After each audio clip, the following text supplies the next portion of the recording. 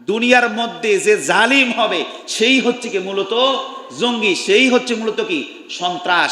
যখন কুফফাররা কাফেররা অবৈধভাবে মুসলমানদের উপর নির্যাতন করবে, মুসলমানদেরকে জুলুম করবে, তখন আমাদের নেতার আদেশ অনুযায়ী মুসলমানদের খলিফা, মুসলমানদের যে ইমাম থাকবে তার আদেশ অনুযায়ী আবার যুদ্ধের ময়দানে নামাও একটা কি ইমানের অংশ, এটাও আপনার জন্য জিহাদ। অর্থাৎ জিহাদ ফি সাবিলিল্লাহ আমাদের প্রত্যেকটা মানতে হবে, অর্থাৎ ধৈর্য ধারণ করাও মানতে হবে, অন্যকে ক্ষমা করে দেওয়াও মানতে হবে। আবার যখন অত্যাচার করবে, অত্যাচার জালিমের বিরুদ্ধে যুদ্ধ করাও যে ইসলামের হুকুম, সেটার উপরেও কি ঈমান আনতে হবে। কোনোটার উপরে বাঁকা চোখে তাকানো যাবে না। আমরা যে মাঝে মধ্যে বাঁকা চোখে তাকাই, অথবা মনেও যদি আমরা বিদ্বেষ পোষণ করি, অথবা মনের মধ্যে যদি থাকে যে না হুজুর এই কথা তো বললেন, এটা তো মনে হয় জঙ্গিবাদী কথা, না আউযুবিল্লাহ। আচ্ছা, মুসা আলাইহিসসালাতু ওয়াসসালাম তিনি তো ফেরাউনের বিরুদ্ধে যুদ্ধ করার ঘোষণা দিয়েছিলেন, তো সেই জন্য কি মুসা আলাইহিসসালাতু ওয়াসসালাম জঙ্গি না ফেরাউন জঙ্গি? জঙ্গি কে, মুসা আলাইহিসসালাম না ফেরাউন? ফেরাউন জঙ্গি। ঠিক রাসূল সাল্লাল্লাহু আলাইহি ওয়াসাল্লাম তিনি তো যুদ্ধের ময়দানে যুদ্ধ করেছেন এবং তার আবু জাহেলের বিরুদ্ধে যুদ্ধ করেছেন। এখন কি রাসূল সাল্লাল্লাহু আলাইহি ওয়াসাল্লাম জঙ্গি নাকি আবু জাহেল জঙ্গি? আবু জাহেল জঙ্গি। অর্থাৎ কিন্তু এখানে আরেকটা কথা আছে, আমাদের সমাজে একটা ইসলামের ফরজ বিধানকে আমাদের অনেকের কাছে এই শব্দটা আমরা একটু বাঁকা চোখে দেখি, অনেক ক্ষেত্রে কি বাঁকা চোখে দেখি। অনেক সময় আমরা মনে করি সেই শব্দটা হচ্ছে যে জিহাদ। এই শব্দটা যখন কেউ উচ্চারণ করে তখন আমরা অনেক সময় কি হুজুর এই কথাটা কেন না বললে হয় না জিহাদ? আসলে জিহাদ জিনিসটা কি? আমরা জিহাদ বলতে অনেক সময় মনে করি যে যুদ্ধ করা, জিহাদ বলতে আমরা যুদ্ধ করা মনে করি না। অনেকে তো এটাকে সাংবিধানিকভাবেও এই শব্দটাকে নিষিদ্ধ করে দিয়েছে। আসলে জিহাদ মানে কি? ইসলামের কোনো শব্দ শুধুমাত্র এককভাবে ব্যবহার হয় না। যেরকমভাবে ধরেন সৌম, রোজা রাখা, রোজা রাখা শুধু পানাহার নয়, শুধুমাত্র অনাহারে থাকা নয়। রোজা রাখা মানে আপনার আত্মার পরিশুদ্ধতা, অনেক কিছু একটা শব্দের মধ্যে। নামাজ যেমন সলাৎ, এই শব্দটা শুধু সলাতের একটা আবিধানিক অর্থ আসে না। ঠিক তদ্রূপভাবে জিহাদ শব্দটা শুধুমাত্র যুদ্ধের ক্ষেত্রে আসে না। যুদ্ধের যদি আপনি আবিধানিক শব্দের অর্থ দেখেন, সেটার অর্থ আরবিতে হচ্ছে হারবুন। সেটার অর্থ কি? হারবুন, অর্থাৎ যুদ্ধর আলাদা শব্দ। কিন্তু জিহাদ ফি সাবিলিল্লাহ অর্থাৎ আল্লাহর রাস্তায় জিহাদ করা, সেটা হতে পারে আপনি নামাজের ক্ষেত্রে, সেটা হতে পারে রোজার ক্ষেত্রে, সেটা পরে হজের ক্ষেত্রে, সেটা হতে পারে দান সদকার ক্ষেত্রে, সেটা হতে পারে আপনার বক্তৃতার ক্ষেত্রে, সেটা হতে পারে আপনি আপনার এলাকার মধ্যে ঘটে যাওয়া খারাপ কাজের বিরুদ্ধে রুখে দেওয়ার মাধ্যমে, সেটা হতে পারে আপনার মাধ্যমে অন্যায়ের বিরুদ্ধে কথা বলার মাধ্যমে, সেটাও হতে পারে কি জিহাদ ফি সাবিলিল্লাহ। এবং জিহাদ ফি সাবিলিল্লাহর সর্বোচ্চ ধাপ যেটা, সেটা হচ্ছে কুফফারের বিরুদ্ধে যুদ্ধ করা। আর এখন আমাদের সমাজের মধ্যে, আমাদের যুবক সমাজের মধ্যে এই শব্দটা নিয়ে একটু বাঁকা চোখে তাকানো হয়, নাউজুবিল্লাহ। কারণ এটা কিন্তু একটা ফরজ বিধান। জিহাদ কি ফরজ বিধান, কোনোভাবে সেটাকে অস্বীকার করা যাবে না। এই কিন্তু আমাদের মধ্যে পশ্চিমারা বিভিন্ন যারা মুসলমানদেরকে কাপুরুষ হিসেবে এই দুনিয়ার মধ্যে পরিচিত করাতে চায়, তারা আমাদের মধ্যে এক ধরনের ভয় ঢুকিয়ে দিয়েছে যে জিহাদ সম্পর্কে কথা বললেই যে জিহাদ শব্দ মুখে নেবে সে জঙ্গিবাদ, ঠিক কিনা? এরকম মনে করে যে জিহাদ শব্দ যে মুখে উচ্চারণ করবে সে জঙ্গি। আসলে আল্লাহ রসুল সাল্লাল্লাহু আলাইহি ওয়াসাল্লাম তিনি কি জঙ্গি ছিলেন? তিনি কি জঙ্গি ছিলেন? নাউজুবিল্লাহ। কিন্তু রসুল সাল্লাল্লাহু আলাইহি ওয়াসাল্লাম তিনার সিরাত যদি আপনারা পড়েন, রসুল সাল্লাল্লাহু আলাইহি সাল্লামের জীবনে যদি পড়েন, দেখবেন তিনার জীবনের পুরোটা জীবনে কি জিহাদ ফি সাবিলিল্লাহর উপর কেটেছে। কিরকম ভাবে? রসুল সাল্লাল্লাহু আলাইহি ওয়াসাল্লামের তিনার যে মাক্কি জীবন ছিলেন, তিনি মাক্কি জীবনে তিনার উপরে বহু জুলুম নির্যাতন চলেছে, কিন্তু তিনি সেখানে কি করেছেন? চুপ থেকেছেন, ধৈর্য ধারণ করেছেন। ধৈর্য ধারণ করে তিনি ইসলামের দাওয়াত দিয়েছেন। এটাই কি জিহাদ ফি সাবিলিল্লাহর একটা অংশ। আমাদের মধ্যে কিটা হতে পারে, কি হতে পারে জিহাদ ফি সাবিলিল্লাহ? সহজ ভাষায় যদি বলি, ধরেন আপনার শীতকালে অথবা ফজরের সময় আপনি রাতের 2টা বাজে অনেক কাজ করে শুইছেন, ফজরের ওয়াক্ত হয় 4:40-45 নামাজের জামাত। আপনি 2টা বাজে ঘুমাইয়া আবার 4:30 বাজে ফজরের জন্য ওঠা কিন্তু খুব কষ্টের বিষয়, সহজে ওঠা সম্ভব না।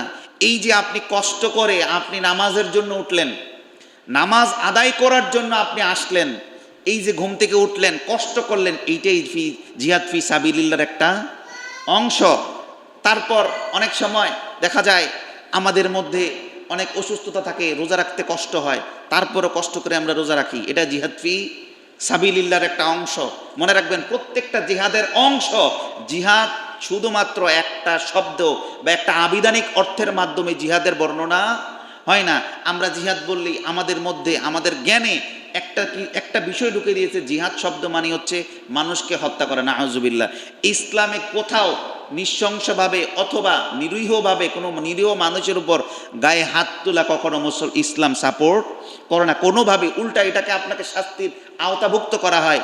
আপনি দেখবেন রাসূল আকরাম সাল্লাল্লাহু আলাইহি ওয়াসাল্লাম তিনি যখন সাহাবীদেরকে, ম্যাক্সিমাম যুদ্ধে রাসূল সাল্লাল্লাহু আলাইহি ওয়াসাল্লাম গিয়েছেন, কিন্তু তাবুকের যুদ্ধে রাসূল সাল্লাল্লাহু আলাইহি ওয়াসাল্লাম যেতে পারেন নাই, তখন সাহাবীদেরকে রাসূল সাল্লাল্লাহু আলাইহি ওয়াসাল্লাম বলে দিয়েছেন, আপনারা যখন যুদ্ধে যাবেন সেখানে গিয়ে যারা মুরব্বী আছেন, যারা মহিলা আছেন, যারা শিশু আছে, তাদের গায়ে কোনোভাবে তাদের গায়ে হাত দেয়া যাবে না, এবং প্রয়োজন ব্যতি রেখে একটা গাছের ডালও কাটা যাবে না। এটা হচ্ছে ইসলাম, এটা হচ্ছে ইসলামের যুদ্ধ। আসলে ইসলামের এই শব্দটা বলার কারণ হচ্ছে, এই শব্দটা আমাদের মধ্যে এমনভাবে প্রচলন করা হয়েছে যে এই শব্দটা যখন আমাদের মধ্যে কেউ উচ্চারণ করে তখন আমরা অনেক আটকে উঠি, বা কোন হুজুর বললে, হুজুর এই বিষয়ে কথা বললেন না, কারণ এই বিষয়ে কথা বললে আমাদেরকে হয়তো কোনো সমস্যা হতে পারে। কিন্তু একটা কথা মনে রাখবেন, এই শব্দটা কোনো মানুষকে হত্যা করার বিষয়ে আসে না। এই শব্দটা কোনো বিধর্মীর গায়ে অবৈধভাবে হাত দেয়া আসে না। এই যে কিছুদিন ধরে অনেকেই দেখবেন যে মন্দির অথবা গির্জা বা বিধর্মীদের উপাসনালয়ের মধ্যে হামলা করার চেষ্টা করছে, এটা কখনো ইসলাম সমর্থন করে না।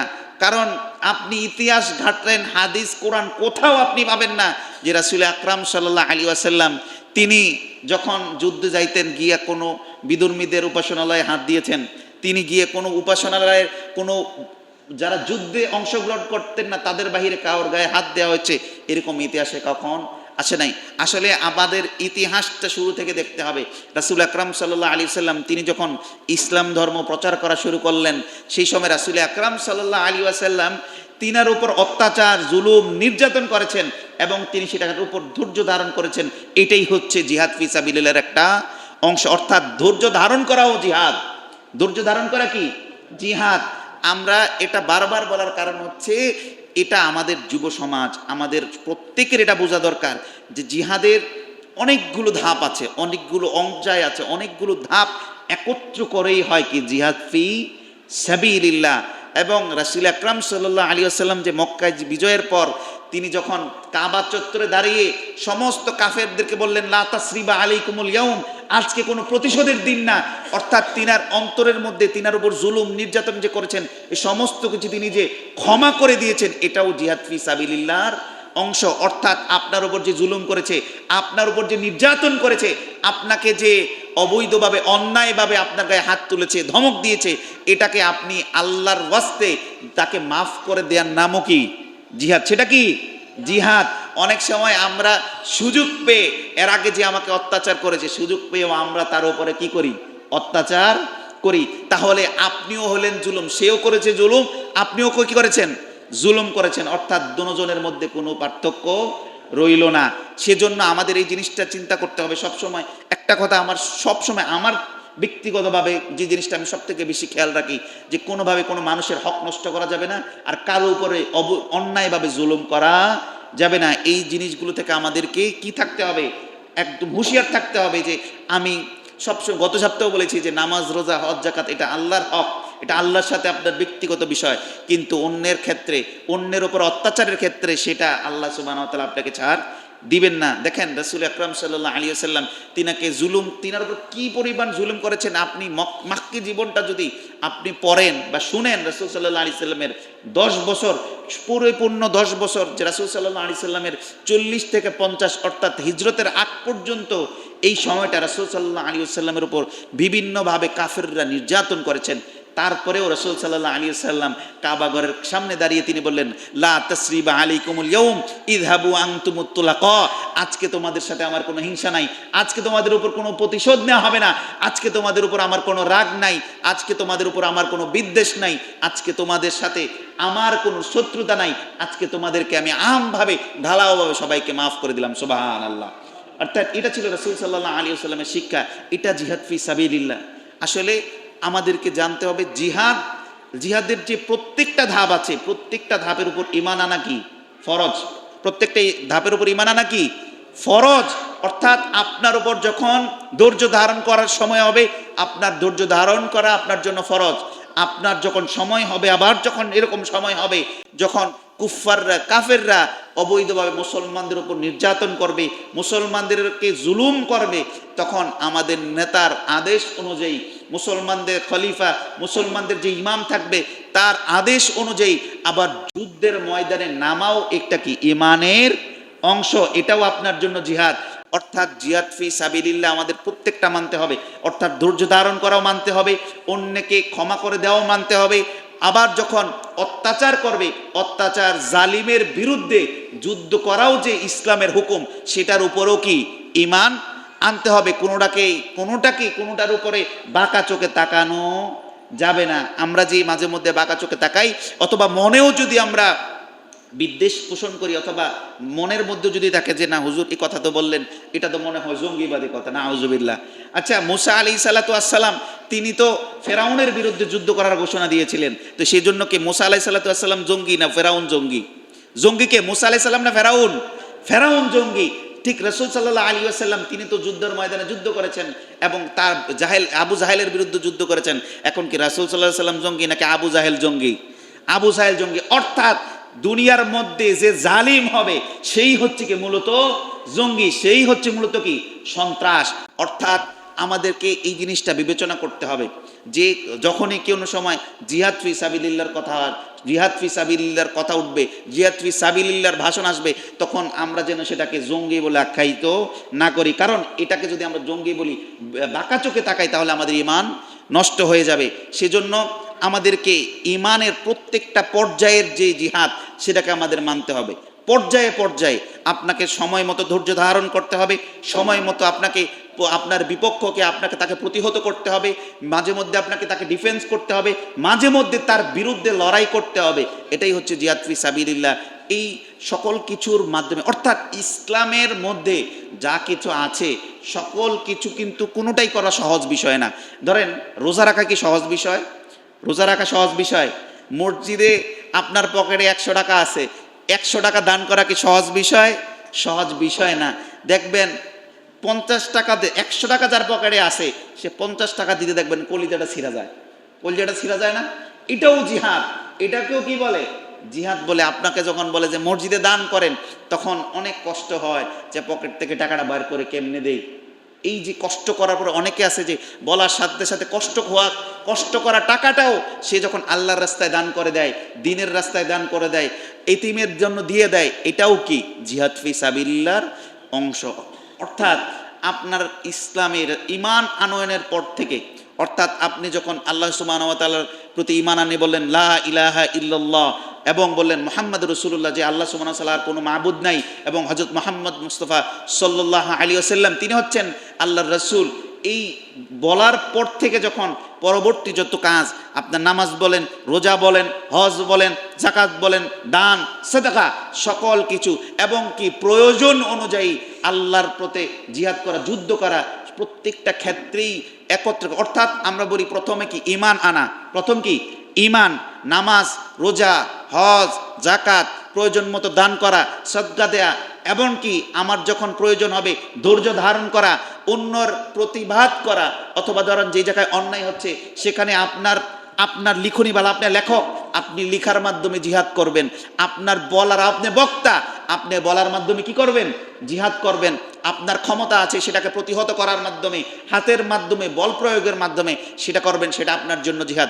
অর্থাৎ প্রত্যেকটা ধাপ, অর্থাৎ নামাজের একটা অর্থ, রোজার একটা অর্থ, কথা বলা একটা অর্থ, তা আবার লিখা একটা অর্থাৎ সকল কিছুকে যখন আপনি একত্র করবেন, মুজাহিদ জিহাদ করা সকল কিছু যখন একসাথে করবেন, সকল কিছুকে একত্র করে অর্থাৎ ইসলামের সকল আনুষাঙ্গিক বিষয়গুলোকে একত্র করে আপনার পালন করার যে বিষয় আসবে সেটাই হচ্ছে জিহাদ ফি সাবিলিল্লাহ। অর্থাৎ আপনি আল্লাহ সুবহানাহু ওয়া তাআলার রাস্তায় আপনার জীবনকে সম্পূর্ণভাবে বিলিয়ে দেওয়ার নাম হচ্ছে কি জিহাদ ফি সাবিলিল্লাহ।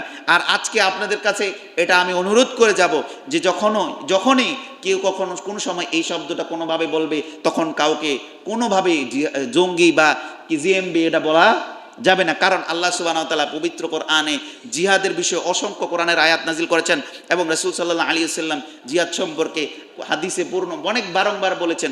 কারণ এই জিহাদ আমাদেরকে প্রত্যেকটা ধাপে, আমাদের জীবনের প্রত্যেকটা ধাপেই অর্জন করতে হবে, পালন করতে হবে। আল্লাহ সুবহানাহু ওয়া তাআলা আমাদের সকলকে দিনের মুজাহিদ হিসেবে কবুল করে নিন। সকলে বলে আমিন, আরো জোরে বলে আমিন। ওমা তৌফিক ইল্লা বিল্লাহ। আসসালামু আলাইকুম ওয়া রাহমাতুল্লাহি ওয়া বারাকাতুহু। আচ্ছা, আরেকটা বিষয় যে আমাদের যেহেতু এখন বর্তমান সময়ে বাংলাদেশ সেনাবাহিনীর তত্ত্বাবধানে বাংলাদেশের প্রশাসনিক যে বিষয়গুলো পরিচালনা হচ্ছে, সেক্ষেত্রে সারা বাংলাদেশে ঘোষণা হয়েছে যে 5 তারিখে অনেকেই বিভিন্ন থানা এবং বিভিন্ন জায়গায় লুটতরাজ করার মাধ্যমে থানা থেকে অস্ত্রগুলো নিয়ে আসছে। এগুলো আজকে সর্বশেষ, আজকে রাত 6টার মধ্যে মানে আসরের পর মাগরিবের আগে আমাদের নিকটস্থ যে থানা আছে সেই থানার মধ্যে জমা দেওয়ার জন্য বিশেষভাবে অনুরোধ করা হচ্ছে। কারণ এগুলো যখন আমাদের কাছে থাকবে, যারা আনছে অনেকে হয়তো নিয়ে আসছে, আমাদের জানাশোনা যদি কেউ থাকে এগুলো নিয়ে এলাকার যারা প্রতিনিধি আছেন নিজ দায়িত্বে নিয়ে এগুলো জমা দেবেন। কারণ এগুলো যদি এলাকার মধ্যে থাকে, দেখবেন সুযোগ মতো সে আবার এলাকার মধ্যে নৈরাজ্য সৃষ্টি করবে। আল্লাহ সুবহানাহু ওয়া তাআলা আমাদের সকলকে হেফাজত করুন। সকলে বলে আমিন। আসসালামু আলাইকুম ওয়া রাহমাতুল্লাহি ওয়া বারাকাতুহু।